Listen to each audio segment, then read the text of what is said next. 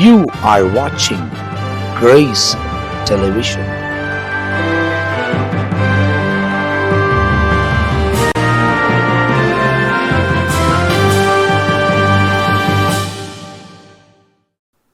இயேசு கிறிஸ்து நாமத்தில் உங்கள் யாவருக்கும் அன்பின் வாழ்த்துக்களையும் ஸ்தோத்திரங்களை எடுக்கிறேன். இந்த நல்ல காலை நேரத்தில் இன்னொரு எபிசோடில் இயேசுவோடு பேசும் நிகழ்ச்சியில் சந்திப்பதில் மிகுந்த சந்தோஷமாக இருக்கிறேன். ஆண்டவராகிய தேவன் உங்களை ஆசீர்வதிப்பார். கடந்த எபிசோடில் நம்ம பார்த்தோம், அப்போஸ்தலர் நடவடிக்கை 2ஆம் அதிகாரம் 21வது வசனத்தை தியானிச்சுட்டு அதோடைய தொடர்ச்சியை நான் மறுபடியும் உங்களுக்கு இன்னொரு எபிசோடில் நான் அறிவிக்கிறேன்னு சொன்னேன். அந்த எபிசோடை நம்ம இன்றைக்கி தொடர்ச்சியை பார்க்க போகிறோம். மறுபடியும் அதே அப்போஸ்தலர் 2ஆம் அதிகாரம் 21வது வசனத்தை நம்ம வாசிக்கிறோம். அப்போது கர்த்தருடைய நாமத்தை தொழுது கொள்ளுகிறவன் எவனோ அவன் ரட்சிக்கப்படுவான் என்று தேவன் உரைக்கிறார் அப்படின்னு சொல்லி வேதத்தில் வாசிக்கிறோம். பாருங்க, தேவனுடைய நாமத்தை நம்ம தொழுது கொள்ளும்போது நமக்கு ஆண்டவர் மீட்பை கொடுக்கிறார், ரட்சிப்பை கொடுக்கிறார்னு சொல்லி வேதத்தில் வாசிக்கிறோம். அதற்கு முன்பதாக ஒரு குறிப்பிட்ட காரியத்தை நான் தெரிவிக்கிறேன். இந்த நிகழ்ச்சியை பார்த்து கொண்டிருக்கிற உங்கள் வாழ்க்கையில் ஆண்டவர் நன்மையை கொண்டு வருகிற இந்த நிகழ்ச்சி நிமித்தமாக நீங்கள் ஆசீர்வதிக்கப்படுவீர்களானால் மற்றவங்களுக்கு பகிர்ந்து கொடுங்க. அநேகர் எங்களிடத்தில் வெளியில் எங்கேயாவது பார்க்கும்போது ஒரு கடைத்தெருவுலையோ ஒரு மெடிக்கல் ஸ்டோர்ஸ்லையோ இல்லை எங்கேயாவது ஹாஸ்பிட்டல்ஸில் மற்றவங்களுக்காக நாங்கள் ஜெபம் பண்ணுறதுக்கு கடந்து போகும்போது அங்கே அநேகர் பார்த்து சொல்கிறாங்க, ஐயா இன்றைக்கி உங்கள் நிகழ்ச்சி ஃபோனில் யூடியூப்பில் வந்துச்சு, ரொம்ப ஆசீர்வாதமாக இருந்துச்சு. நேற்று தினத்தில் ஒரு பாஸ்டர் பேசினார், அதுக்கு முன்னாடி இன்னொரு ஊழியக்காரர் பேசினார். ரொம்ப எங்களுக்கு காலையில் இந்த வார்த்தைங்க கேட்டுட்டு எங்கள் வேலைகளை நாங்கள் பார்ப்பதற்கு ரொம்ப ஆசீர்வாதமாக இருக்கிறோம், ரொம்ப ஆர்வமாக இருக்குது. எப்போ இந்த நிகழ்ச்சியில் யார் இந்த ஊழியக்காரர் எந்த வார்த்தையை கொடுவாரு நாங்கள் அதை எதிர்பார்த்து நாங்கள் ரொம்ப காத்துன்னு இருக்கிறோம்.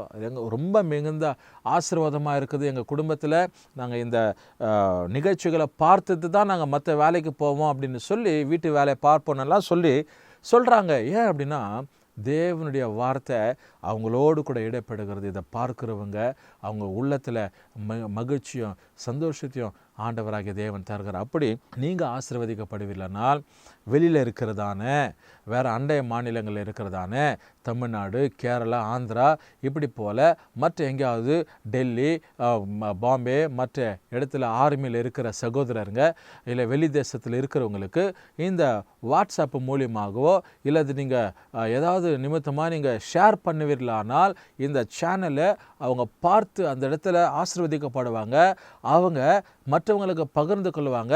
அப்படி இந்த யூடியூப் சேனலில் நீங்கள் கிரேஸ் தொலைக்காட்சி நீங்கள் சப்ஸ்கிரைப் பண்ணலனாக்கா அதோட சப்ஸ்கிரைப் பண்ணி அந்த பெல் ஐக்கானை நீங்கள் அழுத்தினீங்களன்னா உங்களுக்கு அதோடைய நோட்டிஃபிகேஷன்ஸ் தினந்தோறும் உங்களுக்கு கிடைக்கும். நீங்களும் பார்த்து ஆசீர்வதிக்கப்படுவீங்க, மற்றவங்களும் உங்கள் நிமித்தமாக ஆசீர்வதிக்கப்படுவாங்க. இது ரொம்ப மையப்படுத்தி நான் இந்த செய்தியின் மத்தியத்தில் உங்களுக்கு சொல்வதற்கு நான் ஆசைப்பட்டேன். கர்த்தர் நம்மை ஆசீர்வதிக்கிறவராகிறார். அப்போது இந்த வசனத்தில் நம்ம வாசிக்கிறோம் என்ன அப்படின்னா, தேவனுடைய நாமத்தை தொழுது கொள்ளும்போது தேவன் நம்மை மீட்டெடுக்கிறார், தேவன் நம்ம ரட்சிக்கிறார்னு சொல்லி இதோடைய தொடர்ச்சி நம்ம பார்த்து கொண்டு இருக்கிறோம். அருமையானவரில் ஒரு குறிப்பிட்ட காரியத்தை உங்களுக்கு முன்பதாக வைக்கிறேன். ஏன் இந்த 2வது பகுதியை நான் இந்த வசனத்திலேருந்தே எடுத்துக்கொண்டேன்னா இந்த விஷயத்தை இந்த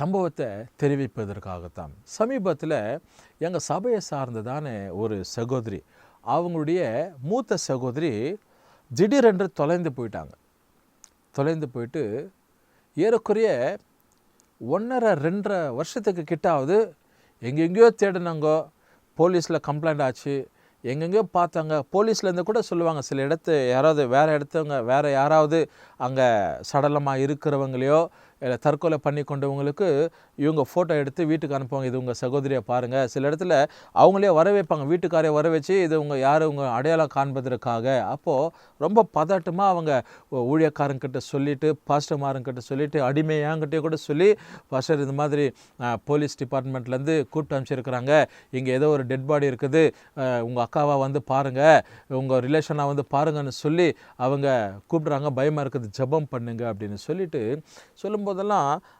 சுலபமாக ஒரு கருத்து சொல்லுவேன், அப்படியெல்லாம் ஒன்றும் இருக்காதுங்க, நீங்கள் தைரியமாக போயிட்டு வாங்க அப்படின்னு சொல்லி. சில நேரத்தில் எப்போ அவங்க வீட்டுங்களுக்கு நாங்கள் குடும்பத்தை சந்திப்பதற்கோ குடும்பத்தின் ஜெபத்திற்காக கடந்து போகுது, வீடு சந்திப்புக்காக கடந்து போகும்போது, ஊழியத்தின் நிமித்தமாக போகும்போது அவங்களுக்கு வார்த்தையை சொல்லிட்டு வரும், என்னென்னா தைரியமாக இருங்க, அவங்க எங்கேயாவது இருப்பாங்க, ஒன்றும் கவலைப்படாதீங்க, வந்துடுவாங்க அப்படின்னு சொல்லி.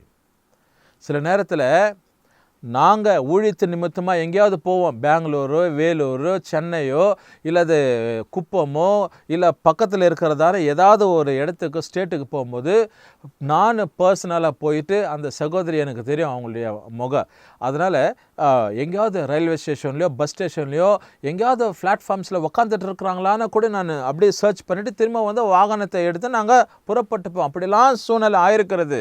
ஏன் இதை நான் சொல்ல வரேன்னா, பாருங்கள், எப்போல்லாம் அவங்க வீட்டுக்கு நாங்கள் போவோமோ நெகட்டிவ் கன்ஃபெஷன்ஸ் வச்சதே கிடையாது. we never used word of negative confessions, negative word. ஆண்டவர் சமூகத்தில் ஜெபம் பண்ணிட்டு ஆக்குப்புறமா எங்கே இருந்தாலும் ஆண்டவர் கொண்டு வந்துடுவார், கவலைப்படாதீங்க, உங்கள் அக்கா உயிரோடு இருப்பாங்க, அம்மா உங்கள் பெண்ணு உயிரோடு இருப்பாங்க, அந்த பிள்ளைங்க பார்த்து உங்கள் அம்மா உயிரோடு இருப்பாங்க, கவலைப்படாதீங்க, ஆண்டவர் எப்படி இருந்தாலும் கொண்டு வந்துடுவாங்க அப்படின்னு சொல்லி. பாருங்கள், கிட்டத்தட்ட 2 வருஷத்துக்கு பிற்பாடு இந்த சகோதரி அவங்களுக்கே ஒரு தெளிவு வந்து அங்கே இருக்கிறவங்கக்கிட்ட பேசியிருக்கிறாங்க.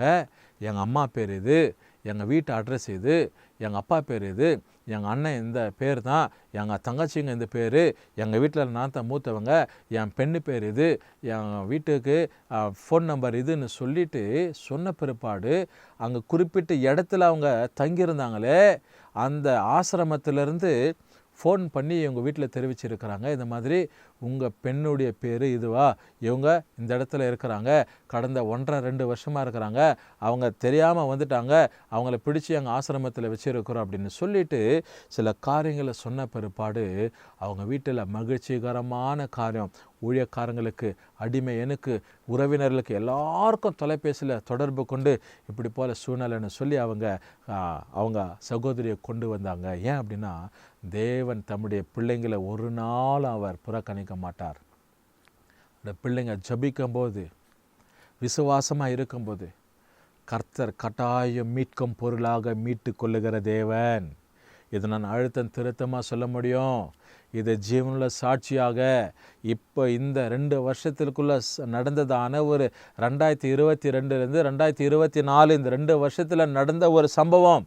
எனக்கு அருமையான தேவச்சனமே, அப்படி ஆதரவில்லாத கைவிடப்பட்ட நிலைமையில் திகைத்திருக்கிற, ஏதோ ஒரு சூழ்நிலை இருக்கிற, மறுதியில் போயிட்டு இருக்கிற, எப்பேற்பட்ட நிலைமையில் இருந்தாலும் பரவாயில்ல, தேவனுடைய சமூகத்தை நீ நோக்கி பார்க்கும்போது அப்போது கர்த்தருடைய நாமத்தை தொழுது கொள்ளுகிறன் எவனோ அவன் ரட்சிக்கப்படுவான் என்று சொல்லி ஆண்டவருடைய வார்த்தையில் நம்ம வாசிக்கிறோம். எப்போ நாங்கள் போகும்போது ரட்சிப்பின் வார்த்தை தான், மகிழ்ச்சியான வார்த்தை தான், ஆக்கப்பூர்வமான வார்த்தை தான், நெகட்டிவ் வார்த்தை கிடையாது, நல்ல பாசிட்டிவான வார்த்தை. கவலைப்படாதீங்க, சிஸ்டர் வந்துடுவாங்க, அம்மா உங்கள் பெண்ணு வந்துடுவாங்க, அப்படி இருந்தால் நம்மளுக்கு தெரிஞ்சிருக்கும் எங்கள் இருதயம் நல்ல மகிழ்ச்சியாக இருக்குது, தேவன் அந்த வார்த்தையை உங்களுக்கு கொடுக்குறாருன்னு சொல்லி அவங்க கிட்ட சொல்லும் போது அவங்க தேவன் மேலே இன்னும் நம்பிக்கையாக இருந்தாங்க.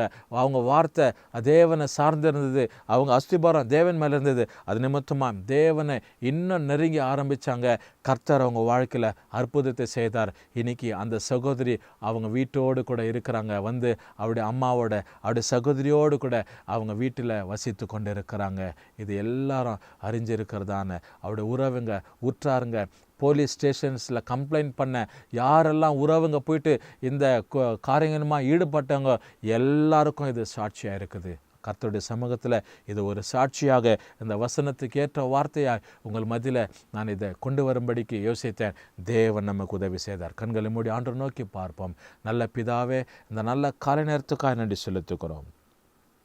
உம்முடைய நாமத்தை தொழுது கொள்ளும்போது ஆண்டவரே நீ ரட்சிப்பையும், ஆண்டவரே தகப்பன உதவியும் செய்கிறவர், காப்பாற்றுகிறவர், மீட்பை கொடுக்கிறவர்னு சொல்லி நாங்கள் வேதத்தில் வாசிக்கிறோம். தொடர்ந்து ஆசீர்வாதம் வழி நடத்துங்கப்பா. இயேசு கிறிஸ்துவின் நாமத்தில் செபிக்கிறோம் நல்ல பிதாவே, ஆமேன். கர்த்தர் நம்மை ஆசீர்வதிப்பாராக.